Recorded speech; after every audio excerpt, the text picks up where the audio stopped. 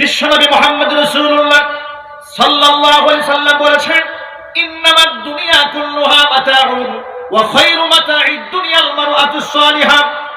এই দুনিয়ার মধ্যে যা কিছু তোমরা দেখতে পাও, এই সব কিছুর ভিতরে সবচেয়ে দামি সম্পদের নাম হচ্ছে নেককার নারী। আল্লাহু আকবার বলেন, আল্লাহু আকবার। নেককার নারী হচ্ছে দুনিয়ার সবচেয়ে দামি সম্পদ। আল্লাহ নবী সাল্লাল্লাহু আলাইহি ওয়াসাল্লাম মেয়েদের ব্যাপারে প্রশংসা করতে গিয়ে হুজুর বলেন, আল জান্নাতু তাহতা কদামিল উম্মাহাত। মায়ের পায়ের নিচে সন্তানের বেহেশত। এখানেও নারীর মর্যাদা আল্লাহ উপরে উঠিয়ে দিয়েছেন। আল্লাহ নবী সাল্লাল্লাহু আলাইহি ওয়াসাল্লাম বলেছেন, খবরদার নারীদেরকে গাল মন্দ করো না, কারণ আমি নবী মুহাম্মদ সাল্লাল্লাহু আলাইহি ওয়াসাল্লাম কন্যাদের বাবা।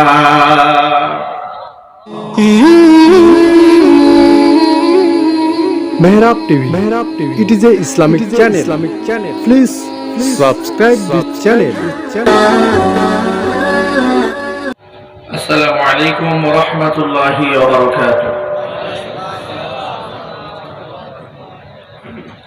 আপনারা কেমন আছেন?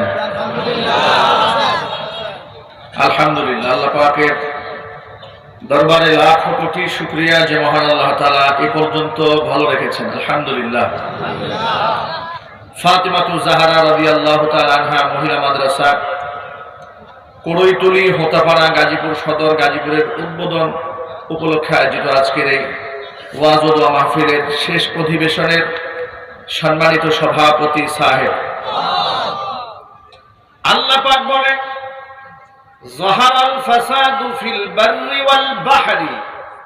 জলে এবং স্থলে যে বিপর্যয় সৃষ্টি হয়েছে, এ সব হচ্ছে মানুষের হাতের কামাই করা। ফাবিমা কাসাবাত আইদিন নাস। মাঝে মাঝে ঘূর্ণিঝড় হয়, এটাও মানুষের হাতের কামাই করা। ভূমিকম্প হয়, এটাও মানুষের হাতের কামাই করা। অতিবৃষ্টি হয়, অনাবৃষ্টি হয়, এটাও মানুষের হাতের কামাই করা। যত প্রকার গজবে মানুষ নিপতিত হয়, সব কিন্তু মানুষের হাতের কামাই করা। আল্লাহ পাক বলেন, সমস্ত পাপের প্রায়শ্চিত্ত আমি দুনিয়ার জমিনে মানুষকে দেই না, কিছু কিছু ধাক্কা মানুষকে দেই, এটাও আমার রহমত। কেন দিলাম শোনা, লিয়ুযীকাহুম বা'দাল্লাযী আমিলু লাআল্লাহুম ইয়ারজিউন। পাপের প্রায়শ্চিত্ত কিছুটা ভোগ করে, অনুশোচনায় ভুগে মানুষ যেন আমি আল্লাহর দিকে ফিরে আসতে পারে। সুবহানাল্লাহ। আমি আল্লাহর পথে যেন ফিরে আসতে পারে। মাঝে মাঝে এদেরকে আমি একটু সতর্ক করি, একটু ধাক্কা দেই। আমি আল্লাহ যদি চাই, ওটা বিশ্বের সমস্ত মানুষকে মুহূর্তের ভেতরে আমার কুদরতি পায়ে সেজদায় ফেলে দিতে পারি। সেই ক্ষমতা আল্লাহর আছে না নাই? আরো যদি বলতে হবে, আছে না নাই? বড় প্রমাণ হলো, নৌকার ভেতরে যখন আরোহী থাকে, সমুদ্রের মধ্যে যখন ঢেউ শুরু হয়ে যায়, নামাজি আর বেনামাজি, আস্তিক আর নাস্তিক, কিসের মুশরিক, কিসের বৌদ্ধ আর কিসের খ্রিস্টান, কিসের মুসলমান, সব এক বাক্যে আকাশ পানে তাকায় বলে, রব্বুল আলামিন আমাদেরকে বাঁচাও। ঠিক কিনা? কোরআন মাজিদ আল্লাহ সুবহানাহু ওয়া তাআলা বলেন, মানুষেরা আমাকে ডেকে ডেকে বলে, লাইন আনজাইতানা মিন হাদিহি লানাকুনান্না মিনাশ শাকিরিন। রব্বুল আলামিন, এই বিপদ থেকে আল্লাহ তুমি যদি আমাদেরকে বাঁচায়া দাও, আজকের পর থেকে একদম খাঁটি মুসলমান হয়ে যাব। আল্লাহ রব্বুল আলামিন বলেন, ফালাম্মা আনজাহুম ইযা হুম ইয়াবগুনা ফিল আরদি। আমি আল্লাহ যখন এদেরকে মুসিবত থেকে উদ্ধার করে দেই, আবার সে আগের অবস্থায় ওরা ফিরে যায়, জমিনের মধ্যে আবার ওরা বিপর্যয় সৃষ্টি করতে শুরু করে দেয়। মুসিবতে পড়লে আল্লাহকে মানুষ খুব ডাকে, ঠিক না? আমি জেলখানায় দেখেছি, জেলখানায় বেনামাজিদের সংখ্যা কম, চোর বাটপার যা আছে সব নামাজ পড়ে। সুবহানাল্লাহ বলবেন না? জীবনে আল্লাহর ভয়ে তার চোখ থেকে পানি পড়ে না। আমি জেলখানায় এমন ডাকাতকে দেখেছি, খুনি, মার্ডার কেসের আসামি, নামাজ পড়তেছে, আল্লাহর কাছে কাঁদতেছে। বিপদ যখন আসে, এভাবে মানুষ রোজাদারি করে।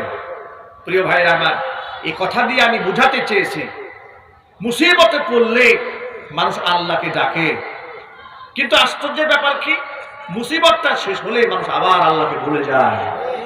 ঠিক করে জুড়ে বলে, আবার আল্লাহকে মানুষ ভুলে যায়। আজকে গোটা সমাজ ব্যবস্থার দিকে তাকিয়ে দেখেন, যত প্রকারের অরাজকতা সৃষ্টি হয়েছে সব আমাদের হাতের কামাই করা। আমরা আল্লাহর হুকুম লঙ্ঘন করেছি, আমাদের ব্যক্তি জীবনে অশান্তি শুরু হয়েছে। আল্লাহর হুকুম পরিবারে লঙ্ঘন করেছি, পারিবারিক দ্বন্দ্ব লেগে গিয়েছে। আল্লাহর হুকুম সমাজের মধ্যে আমরা লঙ্ঘন করেছি, সমাজের ভিতরে বিশৃঙ্খলা সৃষ্টি হয়েছে। আল্লাহর হুকুম রাষ্ট্রীয়ভাবে লঙ্ঘন করেছি বিদায় জাতীয় পর্যায়ের গজব আল্লাহ উপরে চাপিয়ে দিয়েছে। আমি আমার ভাষায় এ কথা অনেক মাহফিলে বলেছি, প্রবাদের মধ্যে আপনারা শুনেছেন, আমাকে একটা শিক্ষিত মা দাও, আমি তোমাকে শিক্ষিত জাতি উপহার দেব। এই কথাটাকে নকল করে আমি আমার ভাষায় কোরআন সুন্নাহ থেকে গবেষণা করে বলি, আমাকে একটা পর্দানিশীন মা উপহার দাও, পর্দানিশীন মা দাও, আমি তোমাকে ইফতিজিং মুক্ত সমাজ উপহার দেব। আল্লাহর কোরআনে শুধু নামাজের কথাই বলা হয়নি, নামাজ তো ফাউন্ডার আমল, এটা থাকতেই হবে। নামাজ তো মুসলমানের সবচেয়ে বড় পরিচয়। আল্লাহ নবী সাল্লাল্লাহু আলাইহি সাল্লাম বলেছেন, আল্লাহ নবী বলেন, ইসলামের ভিত্তি 5টি জিনিসের উপরে। ইসলাম নামক এই সাদ, এই বিল্ডিংটা দাঁড়িয়ে আছে 5টা খুঁটির উপরে। কয়টি? আরো জোরে।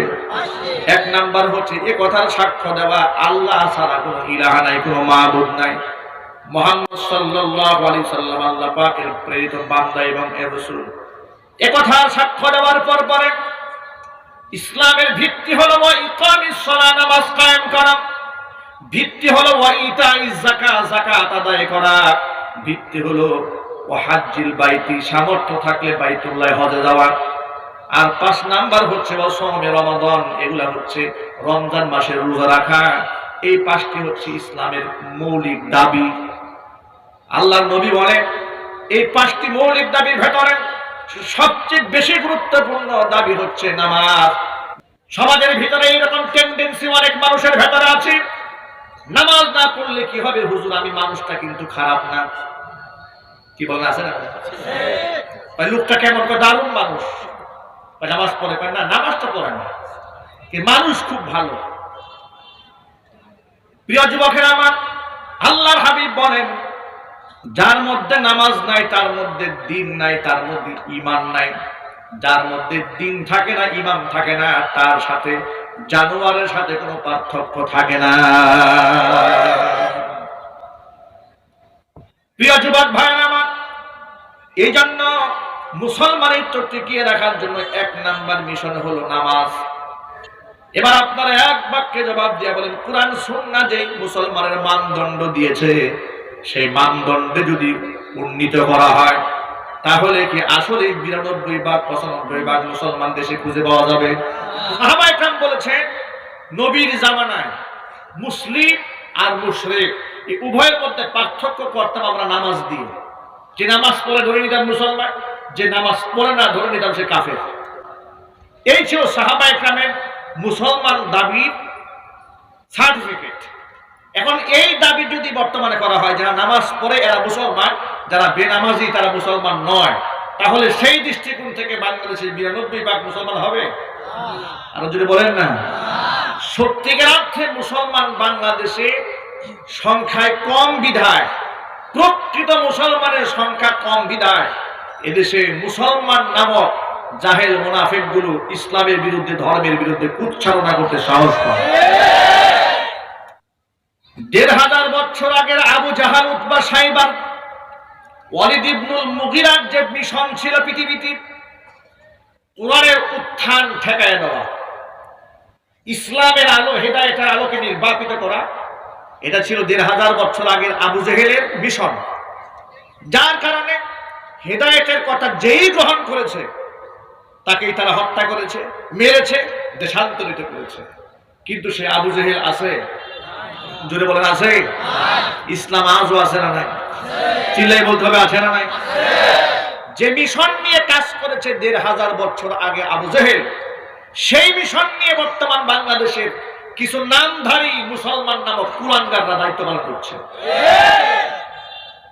যারা ফেসবুকে আলেমদের বিরুদ্ধে লেখে, মাইক পেলে আলেমদের বিরুদ্ধে কথা বলে, সুযোগ পেলে ইসলামী সংস্কৃতি তাহাজিব তামাদ্দুনের বিরুদ্ধে কথা বলে, সুযোগ পেলে কোরআনের আইনের বিরুদ্ধে কথা বলে, আল্লাহর বিধিবিধানকে ব্যঙ্গ হাসি তামাশা করে কথা বলে। এরা হচ্ছে আবু জেহেলের নাতিপুতি। যদি বলতে হবে আছে না নাই? আবু জেহেলের নাতিপুতিদেরকেও চিহ্নিত করতে হবে। এরা হলো আবু জেহেলের নাতিপুতি। ১৫০০ বছর আগে ইসলামের মুখপাত্র নবী মুহাম্মদ সাল্লাল্লাহু আলাইহি সাল্লামের কণ্ঠের আওয়াজকে তারা নির্বাপিত করতে চেয়েছিল, কিন্তু পারে নাই।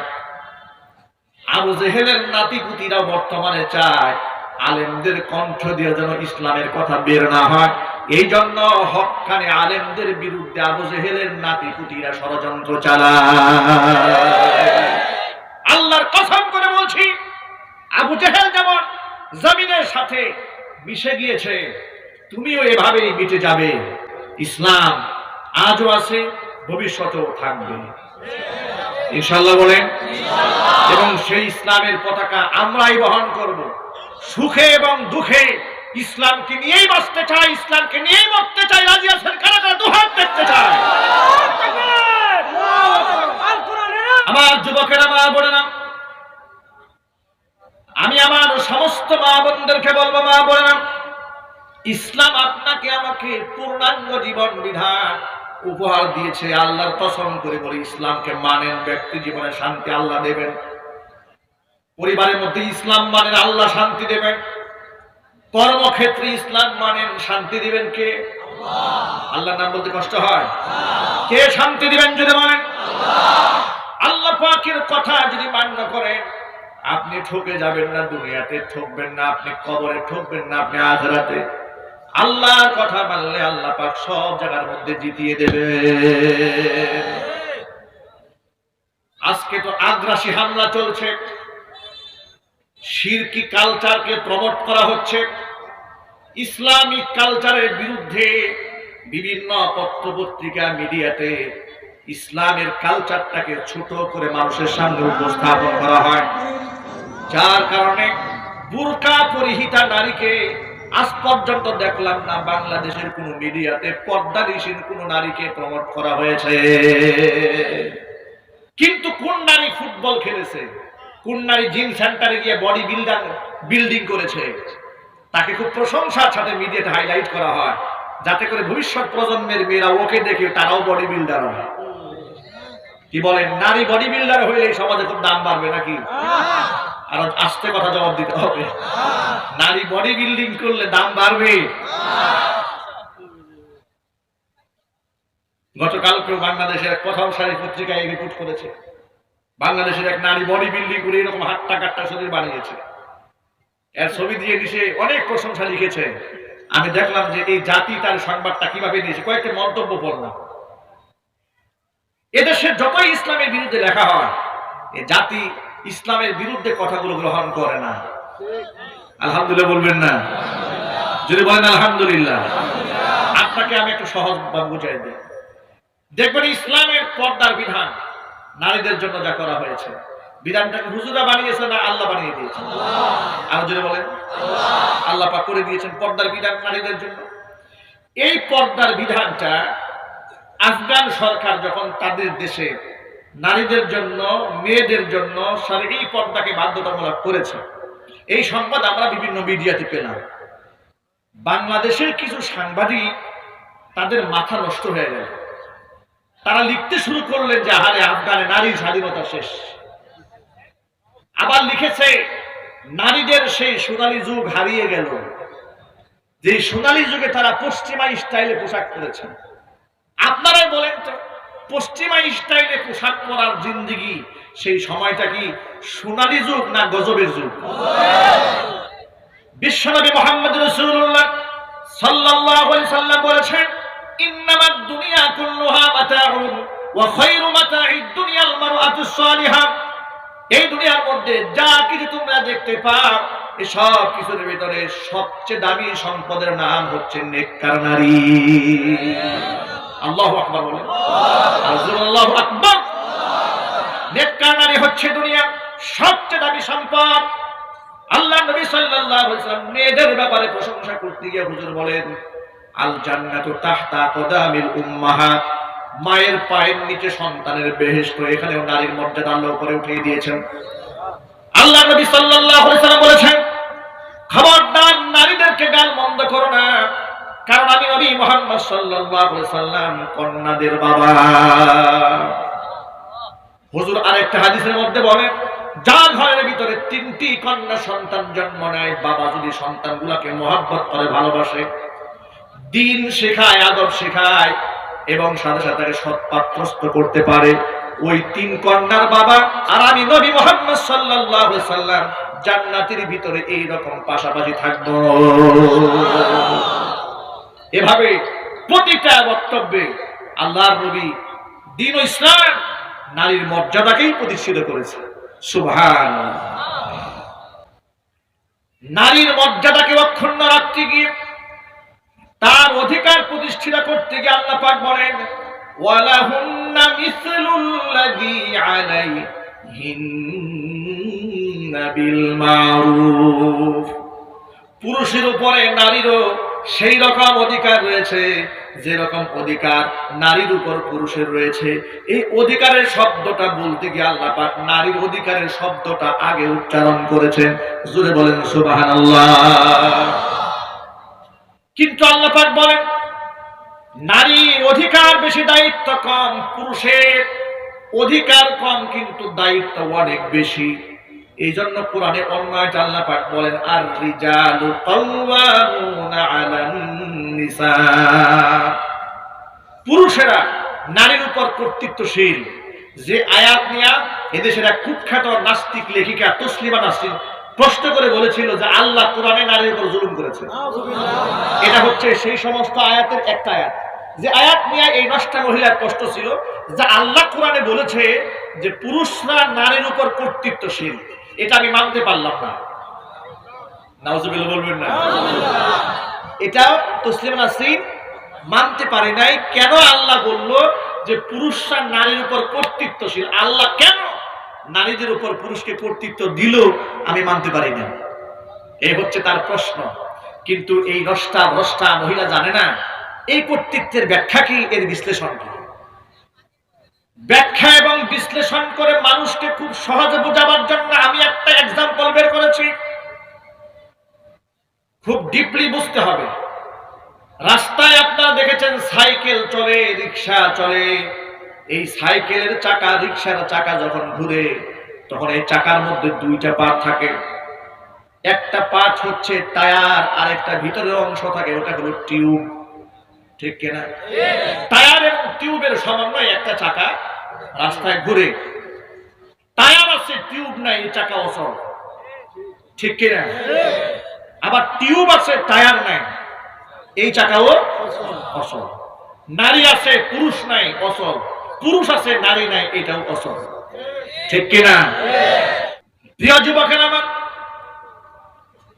জান্নাতের ভিতরে আদম আলাইহিস সালাতু ওয়াস সালাম এত নাজ নিয়ামত পাওয়ার পরেও তার দিল ঠান্ডা হয় নাই। আল্লাহ পাক যখন জোড়া স্ত্রী দিয়ে দিয়েছেন, আল্লাহ সুবহানাহু ওয়া তাআলা তার দিলের মধ্যে শান্তি নাযিল করে দিয়েছেন। জোরে বলুন সুবহানাল্লাহ। এর মানে নারী ছাড়া পুরুষ জান্নাতে অচল। ঠিক কিনা বলেন? এর মানে কি? এর রেজাল্ট কি? সামারা কি? এর রেজাল্ট হচ্ছে বেহেশতের মতো সুখের জায়গায়ও নারী ছাড়া পুরুষ অচল। আমাদের ঘরে একদিন যদি ঘরে স্ত্রী না থাকে তাহলে হোটেলে খাইতে হয়, আর ঘরটা গোয়ালঘরের মতো হয়ে যায়। ঠিক না? বউকে দাম দেন না। ঠিক তো ঠিকই বলেন। বউ যখন বাড়ি থাকে তখন দেখবেন পুরুষরা দাম দিতে চায় না, মর্যাদা দেয় না, মহব্বত করে না, ভালোবাসতে চায় না। সবাই এরকম না। কিছু কিছু লোক আছে স্ত্রীকে ভালোবাসে না, কিন্তু গার্লফ্রেন্ডকে খুব ভালোবাসে। ঠিক না? বউ ফোন দিলে মেজাজ খারাপ হয়ে গেছে, বলে আসো কোথায়, ফোন রাখো, মিটিং এ আছে, বিড়ি খাচ্ছে। বিড়ি খাচ্ছে বলে মিটিং আছে, গুরুত্বপূর্ণ মিটিং, মেজাজ খারাপ হয়ে গেছে। আর প্রকৃত মিটিং আছে, গার্লফ্রেন্ড ফোন দিয়েছে, বলে খবর কি, বিজি আছে? না না, একদম ফ্রি, বলো। ওখানে মিটিং বন্ধ হয়ে গেছে। এই চরিত্র দেশে আসে না নাই? এই দেশ কবে ভালো হবে? এই মানুষ কবে ভালো হবে? আখলাক কবে ভালো হবে? জাহান্নামের আগুনের ভয় যদি মানুষের কলিজায় না থাকে, তাহলে পাহারাদারি করে মানুষকে মানুষ বানানো যাবে না, আইন দিয়ে বানানো যাবে না। আপনারা গত সপ্তাহে শুনেছেন, বাংলাদেশে এক মহিলা পরকীয়া করেছে, স্বামী বিদেশ থাকে। এই সংবাদ শুনে প্রবাসী স্বামী বিদেশে বিষ পান করেছে, মনের কষ্টে। ভাবা যায় এদেশে কি চলছে। প্রতিদিন প্রতিনিয়ত আমাদের কাছে কি পরিমাণ তালাক সংক্রান্ত, ডিভোর্স সংক্রান্ত ফোন আসে। একসাথে 2 তালাক 3 তালাক 14 গোষ্ঠী সহ তালাক দিয়ে দেয়। যদি জিজ্ঞেস করি ভাই কি বলেছেন, বলে হুজুর এরা আর জিজ্ঞেস করবেন না, যা বলার সব বলছি। বলছেন নাকি সঙ্গে?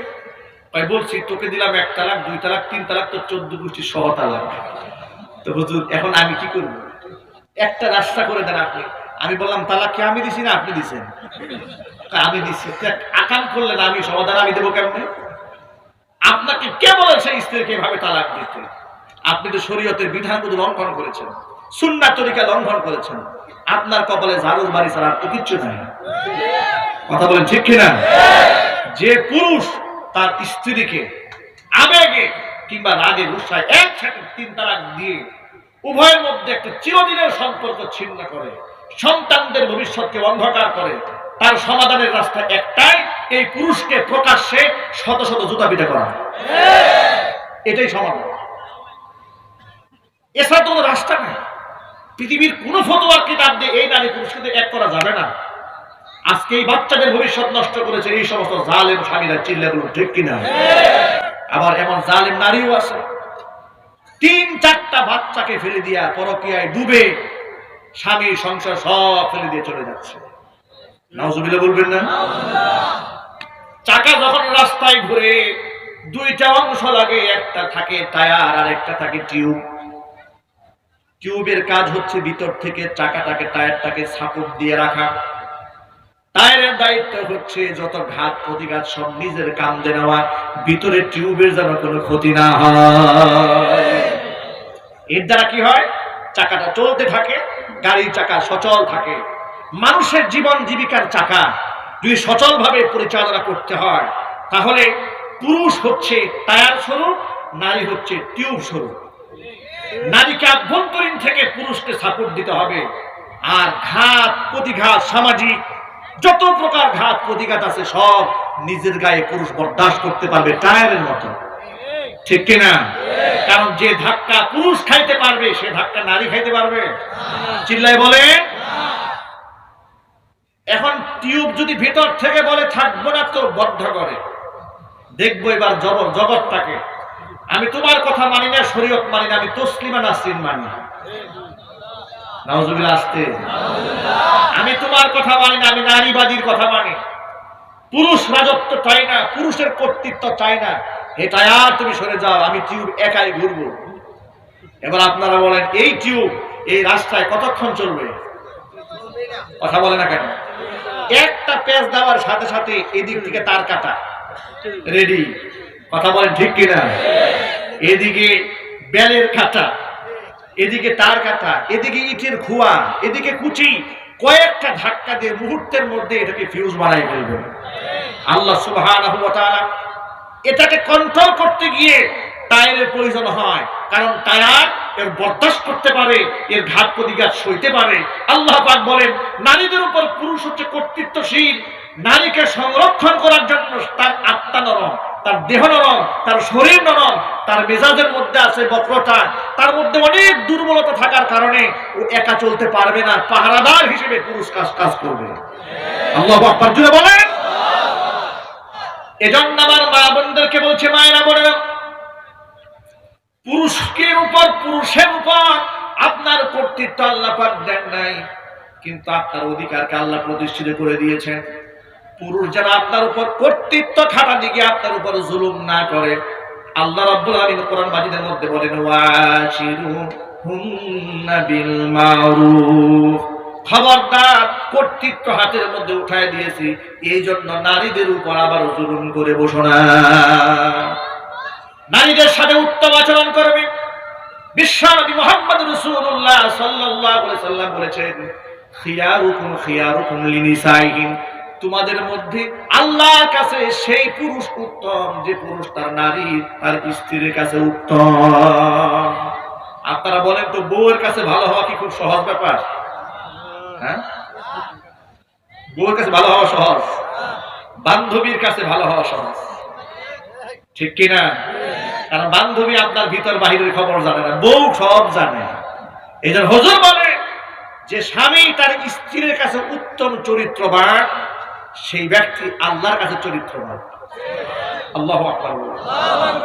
এই জন্য ধোঁকা দেওয়ার কোনো সুযোগ নাই, স্ত্রীর সাথে খারাপ আচরণ কোনো সুযোগ নাই।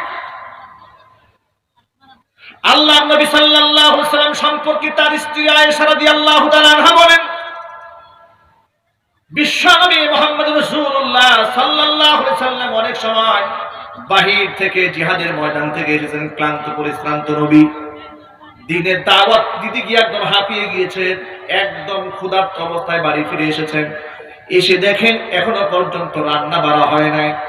আল্লাহর নবী কোনদিন আমাদেরকে মারধর করবেন দূরের কথা, একটা কটু কথা বলেও আমাদেরকে ধমক দেন নাই, গালমন্দ করেন নাই, বরং ক্লান্ত পরিশ্রান্ত ক্ষুধার্ত নবী মুহাম্মদ সাল্লাল্লাহু আলাইহি ওয়াসাল্লাম রান্নাঘরে ঢুকে তরকারি কেটে কেটে আমাদের কাজে সাহায্য করেছে। কি আদর্শ মুহাম্মদ সাল্লাল্লাহু আলাইহি ওয়াসাল্লাম পৃথিবী মানুষের জন্য রেখে গিয়েছেন। হুজুর একটা মূলনীতি শিখিয়ে দিয়েছেন আমাদের পুরুষদেরকে, বলবো আমি, যারা বউ নিয়ে খুব অশান্তির মধ্যে আছেন, এরকম লোক কিছু নাই এখানে? কথা বলে নাই? তাদের এই অশান্তিকে আজকে একটা সুরাহা দিয়ে দেব, এটা মানলে দেখবেন যে অশান্তি আজকে থেকে শেষ ইনশাআল্লাহ।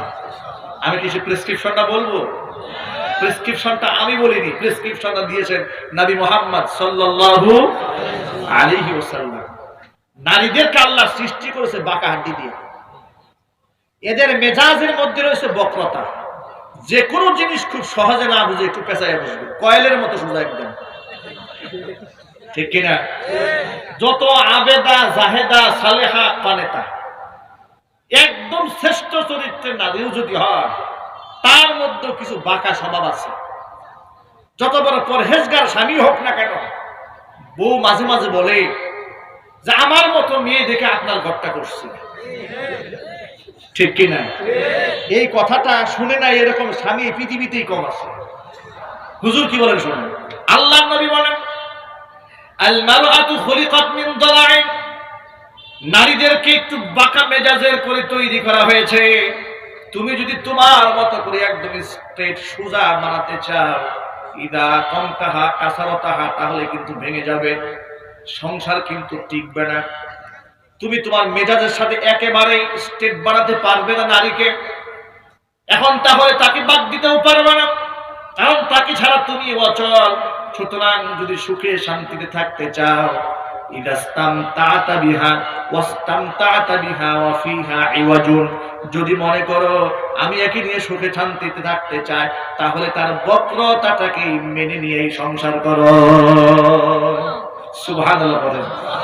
যখন দেখবেন ঘরের বউ খুব খেপে গেছে, এই হাদিসটা মনে করবেন, এই হাদিসটা মনে করবেন যে আল্লাহ ওরে বানাইছে এরকম করে, ঠিক কিনা বলেন? আপনি যদি এটাকে নিজেকে একটা প্রমোদ দেন, বুঝ দেন যে আল্লাহ তো এই মেজাজ দিয়েই বানিয়েছে, তাহলে আর মনে আর রাগ থাকবে, গুসা থাকবে, পিটাতে মন চাবে না? আর পিটাতে মন চাবে না, মহব্বত সৃষ্টি হয়ে যাবে। সুবহানাল্লাহ। অন্য দিক থেকে মা বোনরা যেন আবার স্বামীর উপর জুলুম না করে। আল্লাহর হাবিব সাল্লাল্লাহু আলাইহি সাল্লাম বলেছেন, কোন স্ত্রী যদি এমন অবস্থায় মারা যায় স্বামী তার প্রতি সন্তুষ্ট আছে, হুজুর বলেন ওই নারী সরাসরি আল্লাহর জান্নাতে চলে যাবে। বিশ্বনবী সাল্লাল্লাহু আলাইহি সাল্লাম একটা হাদিসের মধ্যে নারীদের জন্য 4টা আমল দিয়েছেন। কয়টি? জোরে। হুজুর বলেন আল মারআতু ইযা সাল্লাত খামসাহা, মহিলা যদি 5 ওয়াক্ত নামাজ পড়ে, ওয়া সামাত শাহরাহা, রমজান মাসে রোজা রাখে, ওয়া আতাআত বালাহা স্বামীর আনুগত্য করে, ওয়া আহসানাত ফারজাহা সতীত্বের হিফাজত করে, তাদখুলু বিআইয়ি বাবিন মিন আবওয়াবিল জান্নাতি শাআত ইয়াউমাল কিয়ামাহ আও কামা ক্বালা আলাইহিস সালাতু ওয়াস সালাম।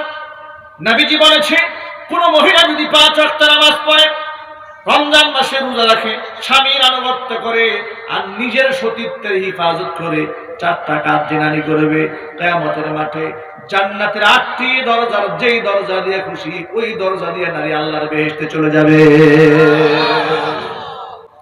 আর এই কথাগুলো তারা বুঝবে যাদের মধ্যে দ্বীনের বুঝ আছে, ঠিক কি না? এই যে মহিলা মাদ্রাসায় যে সমস্ত ছাত্রী লেখাপড়া করবে, তারা নামাজি হবে, পরহেজগার হবে, সচ্চরিত্রবান হবে, কথা বলেন ঠিক কি না? পর্দায় থাকলে মানুষের দাম কমে না বাড়ে? জোরে বলেন। মা আয়েশা রাদিয়াল্লাহু তাআলা আনহা বলেছেন, আমি মাঝে মাঝে বিরক্ত হয়ে যেতাম রাসূলের উপরে, কারণ চোখের সামনে সতীনের এত প্রশংসা শুনতে ভালো লাগতো না। খাদিজার কথা বলে নবী এত কাঁদতেন, বোঝার চেষ্টা করেন।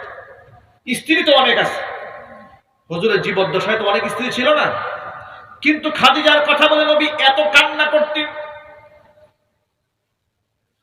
জান্নাতুল বাকিতে চলে যেতেন, সেখানে দাঁড়িয়ে দাঁড়িয়ে কাঁদতেন, খাদিজার নাম বলে বলে আল্লাহর কাছে দোয়া করতেন। ঘরের মধ্যে ভালো যদি কোনো রান্না হতো, হুজুর বলতেন, আয়েশা, খাদিজার বান্ধবী কারা কারা এলাকার মধ্যে আছে, বলে অমুক অমুকে আছে। হুজুর নিজের হাতে খাসি রান্না হয়ে গেলে, গোশত ভুনা হয়ে গেলে, নিজের ভালো খাবার গুলা খাদিজার বান্ধবীর বাড়িতে বাড়িতে গিয়ে দিয়ে আসতেন। এত মহব্বত করতেন খাদিজাকে।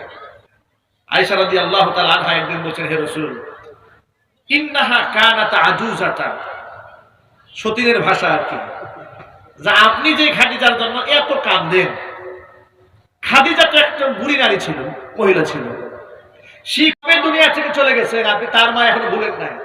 আল্লাহ পাক কি তার চেয়ে উত্তম রমণী আপনার জীবনে উপহার দেয় নাই? এটা আয়েশা রাদিয়াল্লাহু তাআলা আনহা রাসূলকে বলছেন, বুঝাতে চাইলেন খাদিজা ছিলেন একজন বয়স্ক নারী, তার আগের ঘরে সন্তানাদিও ছিল, তারপরে আপনার কাছে এসেছে, 15 বছর আপনার সাথে ঘর সংসার করেছে, এরপরে তো আপনার জীবনে কত ভালো ভালো নারী এসছে, যেমন আয়েশা রাদিয়াল্লাহু তাআলা আনহা রূপে গুণে সব দিক থেকে অনন্য। আয়েশা রাদিয়াল্লাহু তাআলা আনহা বলছেন, হে রাসূল, আপনাকে আল্লাহ রূপ থেকে ভালো কিছু দেয় নাই? আল্লাহর নবী তখন জবাব দিয়ে বললেন, আয়েশা, ওয়াল্লাহি মা আবদালানি আল্লাহু খায়রাম মিনহা। আয়েশা, কসম আল্লাহ, আয়েশা খাদিজার চেয়ে উত্তম কোন নারী আমার জীবনে আর আসে নাই। তুমি জানো না আয়েশা, তোমরা হলে আমার সুখের দিনের সঙ্গিনী, আমার খাদিজা ছিল আমার দুঃখের দিনের সঙ্গিনী। মক্কায় যখন মানুষের আমাকে মিথ্যাবাদী বলেছে, আমার স্ত্রী খাদিজা আমাকে সত্যবাদী বলে সাহস জুগিয়েছে। মক্কার মানুষরা আমাকে মারতে এসেছে, আমার খাদিজা আমাকে পাহারাদারি করেছে। আমি যখন সেজদায় লুটিয়ে পড়তাম মক্কাতুল মুকাররমায়, লোকেরা আমার মাথার মধ্যে উটের ভুঁড়ি চড়িয়ে দিয়েছে। আমার খাদিজা আমার পিঠ থেকে উটের ভুঁড়ি সরাই আমাকে পরিষ্কার পরিচ্ছন্ন করে দিয়েছে। তোমরা হলে আমার সুখের দিনের সঙ্গিনী, আর খাদিজা ছিল আমার দুঃখের দিনের সঙ্গিনী। আয়েশা রাদিয়াল্লাহু তাআলা আনহা খাদিজা সম্পর্কে জানতে চাইলেন, নবীজি খাদিজা সম্পর্কে আমাদেরকে আরো কিছু শোনান।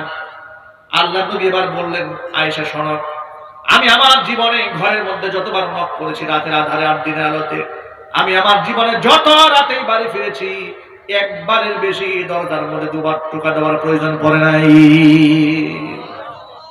খাদিজাকে জানতে চেয়েছি, খাদিজা গো, তুমি কি রাতের বেলায় ঘুমাও না?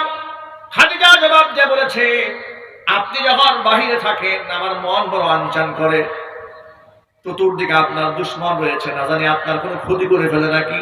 ওই চিন্তায় প্রচন্ড ঘুম যখন আসে, দরজার মধ্যে পিঠ লাগিয়ে লাগিয়ে দাঁড়িয়ে দাঁড়িয়ে ঘুমায়, যাতে করে নবীজির কোনো কষ্ট না হয়। নবীজি হেরা গুহায় ধ্যানে বসেছেন, জমিন থেকে 2500 ফিট উঁচা হেরা পর্বতের মধ্যে আল্লাহ নবী ধ্যানে পড়ে আছেন, 2-3 দিন পর্যন্ত সেখান থেকে আসেন না। খাদিজা রাদিয়াল্লাহু তাআলা আনহা নিজের হাতে রান্না করে খাবারগুলো নিয়ে এই 2500 ফিট উঁচা পাহাড় বেয়ে বেয়ে হুজুরের কাছে খানাগুলো পৌঁছিয়ে দেয়। একদিন জিবরাইল আলাইহিস সালাতু ওয়াসসালাম এসেছেন, হাদিসটা বুখারীতে আছে, যে খাদিজাতুল কুবরা রাদিয়াল্লাহু তাআলা আনহা সবজি তরকারি রুটি এগুলা নিয়ে তিনি পাহাড়ে উঠবেন, এখন আসতেছেন।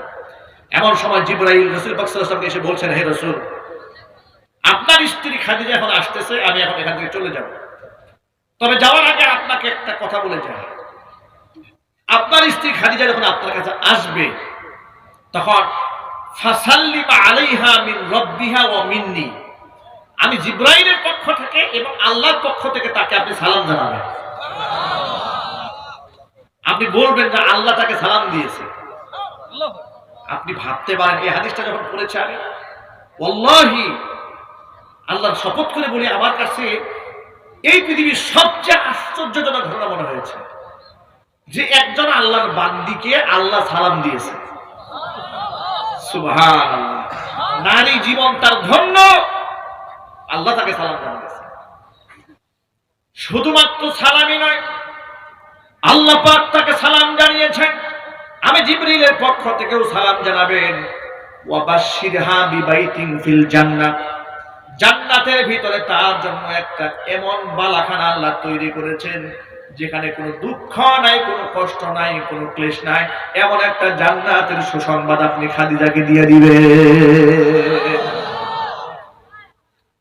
মা খাদিজাতুল কুবরা এলেন, আল্লাহর নবী আল্লাহর পক্ষ থেকে সালাম জানালেন, জিবরিলের পক্ষ থেকে সালাম জানালেন। খাদিজাতুল কুবরা রাদিয়াল্লাহু তাআলা আনহা সালামের জবাব দিলেন। ভাইরা আমার, কত বড় সৌভাগ্য আল্লাহ পাক তাকে দান করেছিলেন। হুজুর বলেন, জান্নাতের মধ্যে যত নারীরা যাবে তার মধ্যে 4টা নারী হচ্ছে দুনিয়ার মধ্যে শ্রেষ্ঠ নারী। এক হচ্ছে খাদিজা বিনতে খুয়াইলিদ, ফাতিমা বিনতে মুহাম্মদ, আরেকটা হচ্ছে মারিয়াম, আরেকটা হচ্ছে আসিয়া। এই 4 জন নারী হচ্ছে বেহেশতের সর্দারনী নারী, শ্রেষ্ঠতম নারী। আর প্রত্যেকটা নারীর জীবনেই খুঁজে পাওয়া যায় যারা স্বামীর আনুগত্য করেছে, আল্লাহ সুবহানাহু ওয়া তাআলার হুকুমকে এই জমিনে প্রতিষ্ঠিত করতে গিয়ে, মান্য করতে গিয়ে জীবনটাকে উৎসর্গ করে দিয়েছে। সুবহানাল্লাহ। এজন্য আমার মা বোনেরা যারা এসেছেন, মা বোনদেরকে বলছি, মায়েরা বোনেরা, জীবনে একটা পণ করেন যে আমি আমার জীবন দশা কোনোদিন আমি আমার স্বামীর সাথে নাফরমানি করব না। আল্লাহ পাক যেন আমার মা বোনদেরকে আমল করার তৌফিক দান করেন। আর যত ভাইরা এখানে এসেছেন, আপনারাও নিয়ত করেন যে আমার স্ত্রীর প্রতি আমি কোনোদিন জুলুম করব না। ইনশাআল্লাহ বলেন, জুলুম করা যাবে? জুলুম করা যাবে?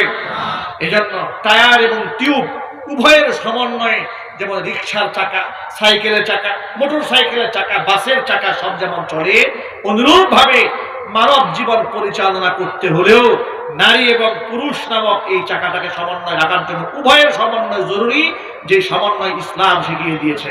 আল্লাহ রাব্বুল আলামিন এই কথাগুলোর উপরে আমাকে, আমার ভাইদেরকে, মা বোনদেরকে সকলকে আমল করার তৌফিক দান করে। সকলে জোরে কোন আমিন। এতক্ষণ পর্যন্ত আপনাদের সামনে যে কথাগুলো বলেছি, আল্লাহ রাব্বুল আলামিন আমাদের সকলকে আমল করার তৌফিক দান করেন। Mehrab TV. It is a Islamic channel. Please subscribe this channel.